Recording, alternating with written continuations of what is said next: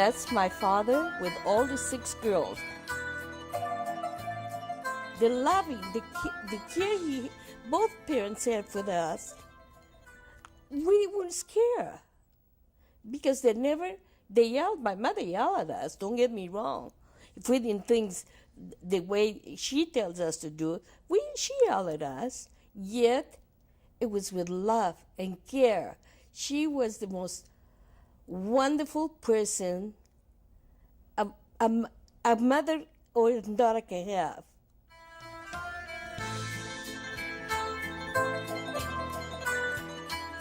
Issue as initial I'll check, but they call me Sal, S-O-L. How far back does your family go in Greece? They are descendants from the Spanish people who were expelled from Spain by Queen Isabella in 1492, I think was the day that expelled all the Jews. As a child, did you feel any different being a Jew? We have all the time the fear. If it's not this person, it's going to be the other, that something Dura is going to say, and it's going to hurt your feelings, yeah. So there were derogatory remarks? They all the time, as long as we are Jews. As long as you were growing up? That's all right.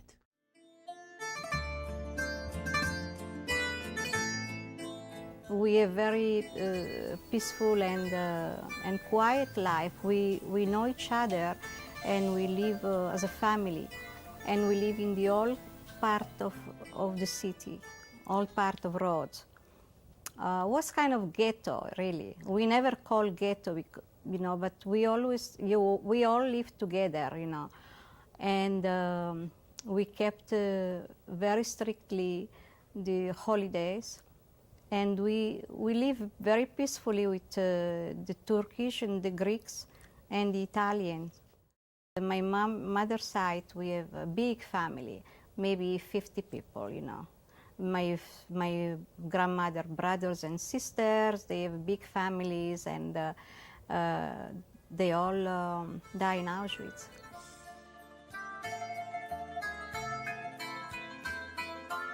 Did you ever encounter any anti-Semitism when you were a small child from fellow islanders? I don't remember too much, but there was some. What the type? Greeks didn't like the Jewish, and they used to kind of were instigators, more or less, troublemakers sometimes.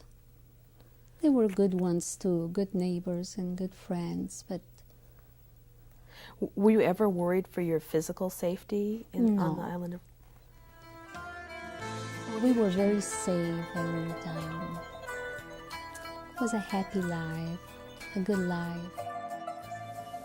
My father's name was Nathan Hassan, and my mother was Ventura. To go to the synagogue every morning, you know, and we used to keep kosher at home. I always frequented the synagogue on Saturday, especially Friday night, when they have some services, you know, because somebody died in the community. I used to go over there all the time for 1 year. As a matter of fact, that's how I learned all my Jewish prayers, the Hebrew prayers. When did the German soldiers occupy Rhodes? In March 1944. In July of 1944, the SS came in. The ones that came before, it was just Germans. They didn't interfere with the Jewish people, with anybody there. The SS came in and went to the Jewish Community Center and said, we want 100 men to do some work for us. If don't, we're going to kill all the Jews. How did your family's life begin to change when they came? Oh, when they came, you know, just we couldn't eat any more kosher because they didn't allow anymore, you know, to cut, you know, the rabbis to cut any meat, you know, kosher. So what happened next? After the Germans arrived, what happened to the Jews after that? But they decided, you know, just to take us from Rhodes, you know, and get in a concentration camp. And the way they did it, you know, was they asked all the young people to come to work. They have to work, you know, gotta get in jail. So we went over there, and there was a trick. They put us in a big camp over there with a building, and after that they put another bulletin, says to the mothers and fathers that they stay home, just to come over there and bring all the gold and jewels and everything else. No, if they don't, they're going to kill the sons and the young ones. So they came. They came, they brought, some covers and everything we had, the money and and they collected everything we had. In the ghetto in Salonika, they were bringing people from other places and putting 20 people in one room, 30 people in one apartment, just living like sardines. They don't provide you any food, any ways to stay there and live. We could have escaped to Turkey. It was very, very close. So your family at no point prior to this No. ever thought of leaving the No. island? Everybody No. was very happy. No, we were not happy anymore because everything, food was scarce, and no, we didn't have any more, nothing. The Nazis, the Germans took everything. We couldn't hide anywhere or run away anywhere because we were afraid of the neighbors. They were going to tell on us. How many days were you on the ship? 1 week. 1 week. And then what happened? And then when we arrived to Piraeus, was another Schnell and beating up. Did you see other people getting beaten? Yeah, and screaming and crying. We were 14 days in the train. I know they didn't give us no food. How did we manage get to the Auschwitz in the trains without having to go to the bathroom? I really don't know what we did. And the train was going day and night was going. In the morning, they used to open doors and empty the... But the meantime was nothing but problems. People inside, kids crying, women getting sick. And they put us in trains, First, they were closed trains, where they put the horses, animals. Outside, the temperature was about 100 degrees, almost very hot. And my mother got up, just to get a drink of water because it was so hot. And a German SS came, and gave her one with the elbow in her face, and threw it down. I got up, just to do something, and somebody hold me. He says, "You want to get killed?" But it was just, didn't know what was happening, and it was happening so fast, everything. What happened next? So we were just waiting and just hoping that, we're going to be sent home eventually. We had to walk quite a bit to get to Birkenau, where the labor camp was. Whatever they did to my sister and my father, I don't know. I didn't see it. The only thing I saw about my father is before the train stopped. I know he was next to me, and my sister was there. And whoever else you want to ask me. That's it. No, I never saw them before. I mean, after that. Do you remember the last words that you and your father spoke? Was no time to say adios, was no time to say God take care of you or something. Nothing, just trying to escape from a fire. See? Everyone's trying to do the best to get out of this camera. The same way. The Germans, officers, they came and they rushed us fast to get out of the train and to move fast. And some of them, they went up, they climbed on the car, and they helped the older people to help. They just push them on the ground to move fast. And then they told us, the men, to go on one side, separate the men and the women. And they told us to get in line. And again, we were all together. And that was the last time we saw I saw my dad. We were hoping that in time we were going to be reunited. We didn't know, I didn't know what was happening, why the men on one side and the women on the other side. And there was no time to talk or no explanations, no nothing, because everything was fast. And we were scared and we didn't know. We didn't know what was going on. We got there, again, they put us in these barracks. They took all our clothes and they sit us in a chair and shave us all over. Every day, other train loads were coming. And as they were coming, we'll go see if it was our family there. And it wasn't. They were ready, at the gas chambers and kill and burn them. And a week after, we could smell the flesh burning. Could you please tell me about the tattoo that you received? Yeah. Can you read the numbers? No, I cannot. I know it by heart, though I still have to look. A for Auschwitz. Then it's a mark here. Then it's 2, 4, 3, 4, 8. Here's the number. It's 114, 131. That's about an hour after I got out inside the barrack.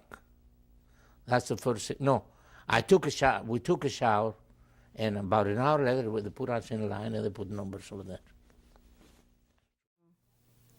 Was a German. He was sitting in some kind of deck. We went there one by one. He tattooed us here, you know. After the tattoo, we were on a line again, and we went to Birkenau. They told us the crematoriums were where we arrived, Auschwitz. The music is because they don't want for us to hear the screaming and the crying of the children.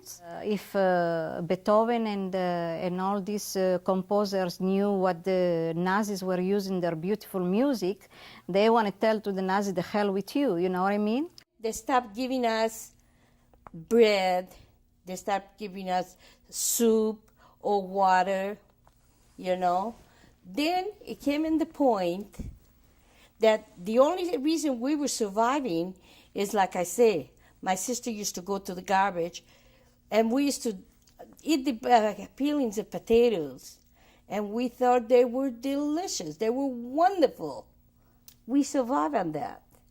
You know, it was the time of Kippur, Yom Kippur, and we have a prayer over there. That was my first Kippur, Yom Kippur, you know, that I was out of my house, you know, and I didn't know what to do.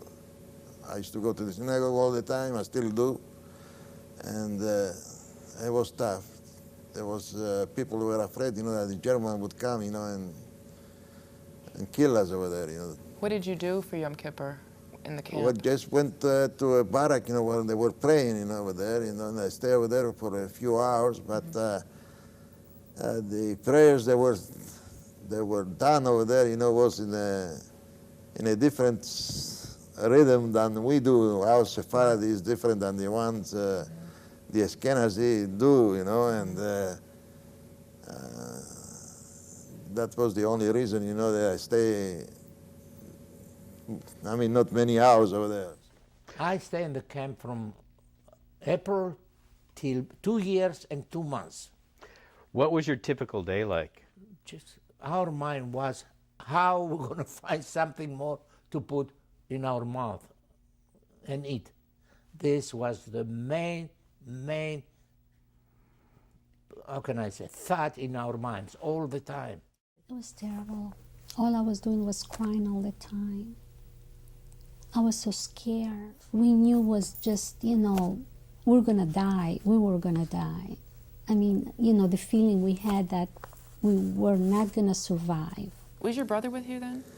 Well, as I say, you know, in that camp over there, my brother and I were closed in one barracks because there was a quarantine. Somebody was sick, and they thought there was going to be for all the camp, contagious. My brother and I, after the 40 days, we got out, and then a sergeant was over there at the door, and they used to put one over here, one over there, one over here. The ones that were skinny, put it in one place. The ones that look older or sick, they put it in one place. And the other that were good, just they put it in another place. My brother, was strong and everything, I was growing up, I was a little skinny, but was strong. And they put him in a place, where they selected, to take him back to Auschwitz and kill him. I figure, no way I can survive and get out of, especially after my little sister died. That's it.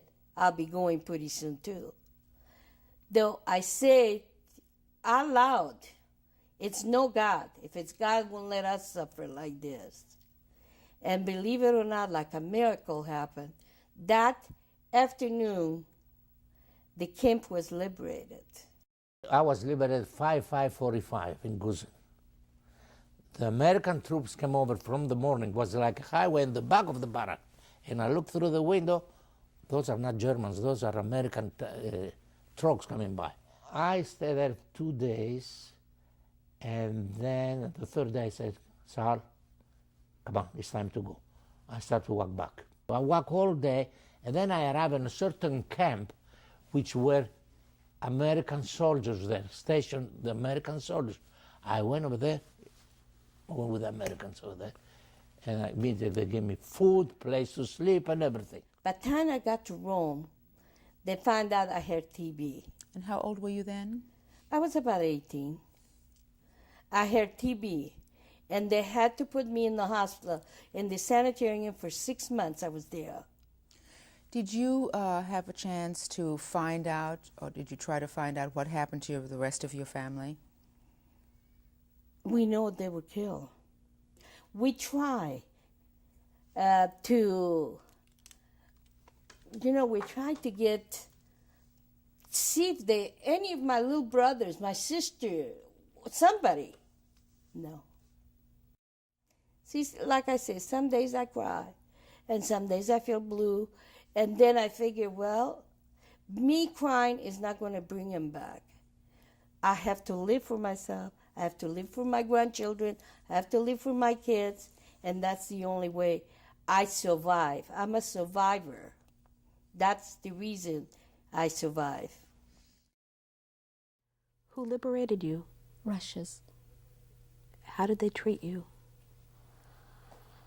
Well, we were just not very good, but at least we didn't have the fear of we survive. We didn't have that fear that we were going to be from waiting our turn to be in the gas, to be gas day by day, hour by hour, waiting when is our turn gonna come, we're next. We were still looking and hoping that I was gonna see my family, that I was gonna be reunited with my family. That was the will to live that I had, was just that I will be with my family again. The will to live. What was your physical condition? When the Americans came over there, my physical condition was very, very bad. I was dying almost. I didn't know if I'm going to live, and I asked the doctor, one of the doctors, you think, I won't be able to play soccer anymore or dance? Oh, yeah, you will.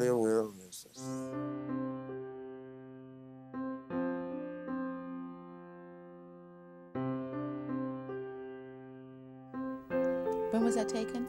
That's in 1948. And I came up here. Then we went to a picnic. The first time I met my husband we went to a picnic with their family, and he was there, and they introduced me to him. I didn't think anything of it. Though he went and told his sister to call on me for dinner, because he wanted to be there. And he came and took me out, and 6 weeks later, we got married. The reason I come over to Seattle is because the Joint Distribution Committee, at that time in 1949, 46, 47, they got together all the organizations, all the Jewish organizations, and they decided that we're going to split each organization is going to take some people, depends on the size of the organization, is going to take care of some refugees who are coming from the concentration camp. So people who have relatives in New York, they used to ask, where do you want to go? You have any relatives? My uncle is in New York. Okay, we send you to New York. Okay, fine. I have in Chicago. You want Chicago? Yes, Chicago. When they ask me, where do you want to go? I don't have nobody. I says, anywhere. They say, anywhere. That's what the application said to me, anywhere. The anywhere was in Seattle, was nobody asked to be emigrate in Seattle. You understand? Was empty positions. And I said, send him to Seattle, as long as anyone. What year did you get married? 53. Remember the exact date, your wedding anniversary? March the 8th, 1953. If I don't know this, my wife's going to divorce me. I came here as a student, and I live with some cousins in Seattle, and I was going to school, and as long I came here as a student, and as long I was going to school, I can stay in America, okay? And so they never bothered me there. I never had any problem then. And so, and then I went to Helen Bush, and that's a girls' school. And then I was 19 when I met my husband. What's your husband's name? Morris. Morris. And where is he from? From Seattle. He's born here. And did you have a connection with him? Well, his parents come originally from the island of Rhodes. Did your identity as a Jew change at all, having gone through this experience? Well, I believe I'm a fairly good Jew, and I'm always will be, and I'm a strong believer that it's important to be Jewish and not to forget our past. I will tell my grandchildren and other children that hatred of another people is not one, is the most evil things on earth. I can say that to the children in this country, in America, not to forget. I met my wife over here. What's your wife's name? Berta Soriano. She was Soriano. And what year did you get married? 1952. And I had 4 children, 3 girls and a boy. I got 6 children and one had 5, so I have 11 grandchildren. That's great. Can you read those for us? Yeah, B7342. In German, I learned it, 73, 42. That's how they used to call me over there in concentration camp. Mr. Hassan, what would you like to tell future generations after having lived through the Holocaust? Well, to be at the alert, they never let it happen again, I'll tell you. That's the main thing, just always listen, what's going on. I'm talking in regards to the Jewish generation. Always to remember, no matter how happy they are, how wealthy they are, how poor they are, back in their mind to put this, that never, never again let this happen once more. That's my lesson.